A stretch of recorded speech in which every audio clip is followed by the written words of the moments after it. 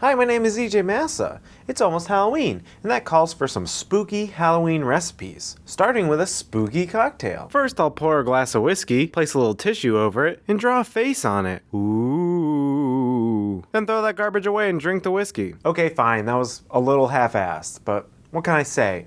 I'm not very good at being creepy. How about a more fall harvest themed episode? Yeah, we'll get a cornucopia going here, and that's perfect. And what's more harvesty than apples? I'll make a nice hot mulled cider to get us started. This isn't really my own creation. I thought a cider cocktail would be fun, so I googled the recipe. I didn't say that I was an original boy. I'm not an original boy. First, we're gonna mull some cider, which for my purposes means dumping spices into 2 quarts of fresh apple cider and boiling it. You'll require 1/2 cup of brown sugar, 1 teaspoon of whole cloves, 1 teaspoon of allspice berries, 2 cinnamon sticks, 1/4 teaspoon of salt, and a dash of nutmeg. And get used to these spices because we'll see them later. Pour the cider into a pot and dump all the spices and sugar in with it.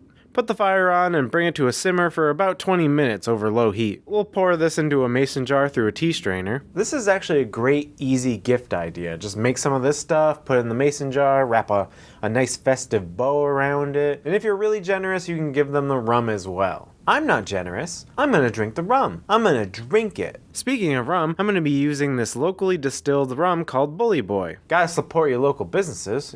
That's important, right? It's actually not a bad rum to drink straight. It's sweet, fruity, not completely smooth, but for the price point, you don't expect it to be. It's aged in used bourbon barrels, and you can tell. It's best served with an ice cube, and it really brings out the whiskey undertones. Pour a shot or 2 into your favorite mug, pour in some of the hot apple cider, and like all of my cool weather drinks, you have to garnish it with a cinnamon stick. And my oh my, this drink tastes like fall joy. It's like jumping into a pile of leaves near an apple orchard while a ghost possesses your sister.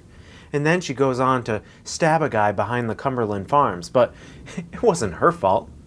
It was the ghost. It was the ghost. Now, you can't have a fall harvest without a pumpkin. How about a pumpkin cheesecake made in the Instant Pot? I haven't done an Instant Pot recipe in a while. I got this recipe idea from Dad Cook's Dinner, and of course the pumpkin cheesecake recipe is adapted from Kraft's website. I just took the 2 recipes and I smashed them together. Why are we even using the Instant Pot? Well, I was taught by Alton Brown to use a water bath in the oven to ensure even baking. So the steam inside the Instant Pot takes the place of this water bath, and quite frankly, it's less unwieldy. To get started, I'm going to crush 4 graham crackers using a little drinking glass. Then I'm going to melt 2 tablespoons of butter and mix that into the crumbs. You'll need a Springform pan that's small enough to fit into your Instant Pot. I'll have to link mine in the description below. After greasing it up with cooking spray, line the bottom of the pan with the butter crumb mixture. It's best if the crumbs start to creep up the sides a little. Now it's time to get out the stand mixer. You know, I knew the moment I became a boring adult is when Christmas came around. I asked for,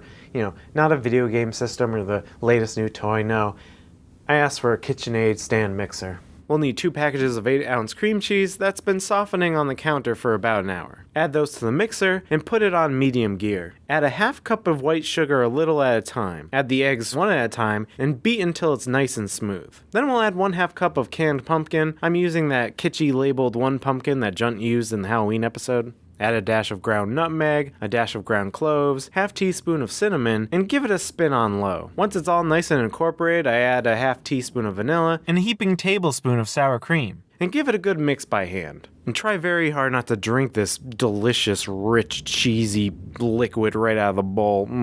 Just pour it into the Springform pan and give it a little jiggle to make sure there's no air bubbles. Get out some heavy-duty foil and wrap it tight around the pan. Place the little steam rack into the Instant Pot, pour in 2 cups of water, and carefully lower the foil cover pan into the cooker.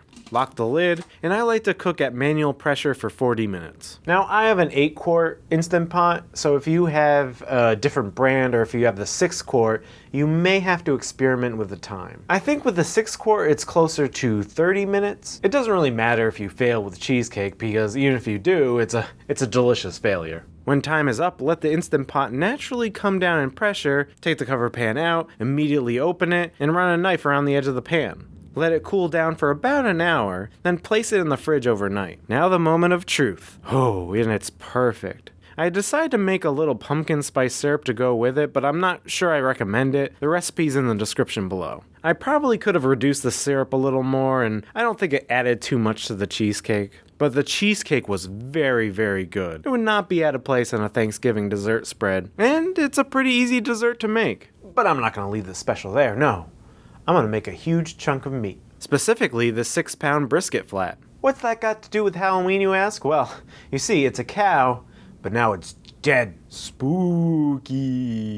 That means my house is haunted by a cow ghost, and a pig ghost, and a pig ghost, and a pig ghost, and a regular ghost, which is the ghost of a man. What? The show is Fall Harvest, not Halloween? Alright. Well, whatever, I can do whatever I want. It's my show. Make a hunk of meat if I want. You'd be surprised how hard it is to get big cuts of meat like this flat. I mean, forget about even getting a Packer brisket. The Northeast just doesn't care. Sometimes you'll ask a butcher to prepare a Packer brisket for you special, and they'll just laugh at you. You can go to the hip artisan butchers, but prepare to spend a pretty penny. But I got this brisket from my local Whole Foods, and it looks to be of pretty decent quality. For those of you who don't know, the brisket is the pectoral muscle of the cow, so it's going to be very tough, so you need to cook it low and slow for it to be tender. So that means, yes, I'll be using the Slow N Sear on my Weber kettle. I did it! I got the Instant Pot and the Slow N Sear into the same episode. Yay! Those are the two gadgets that I use. This brisket is fairly well trimmed, but I took off any hard pieces of fat and little patches on the side, and on the flat cap side, I shaved down a thicker strip of fat.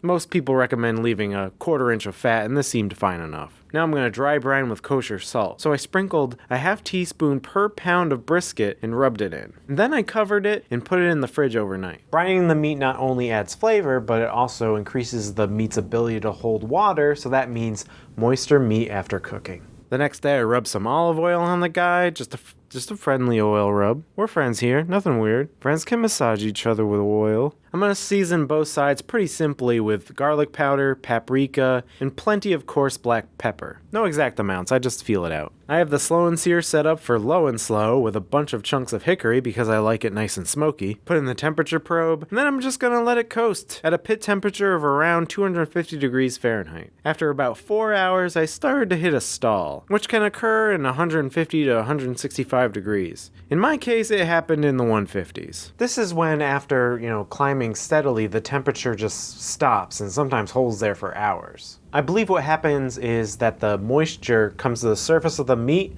and then starts evaporating, which cools down the meat. This causes the temperature to hold steady. You can power through the stall, but I need to move on with my day. So at the 5-hour mark, I took my brisket off and set it on 2 crisscross layers of foil. Poured in a cup of beef broth to help maintain the moisture, and wrapped it up tight. Then I put it back on the pit. Wrapping helps the meat not lose any heat, thus getting out of the stall quicker. Many people don't like wrapping because it ruins the bark, and some people really like the bark.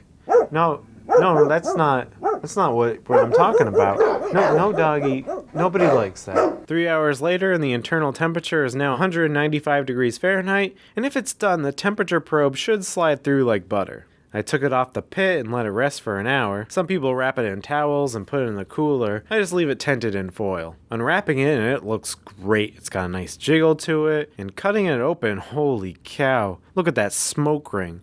So big and bright, and look at all that juice. The meat has a good pull to it. And more importantly, how does this glistening piece of meat taste? Oh my god. Tender, moist, smoky, beefy, delicious. Fuck it, we're done here. So I hope you liked my grab bag special, an unfocused mess just like my life. And make sure to subscribe and comment and do all those lovely things because you're lovely people. Until next time, bye.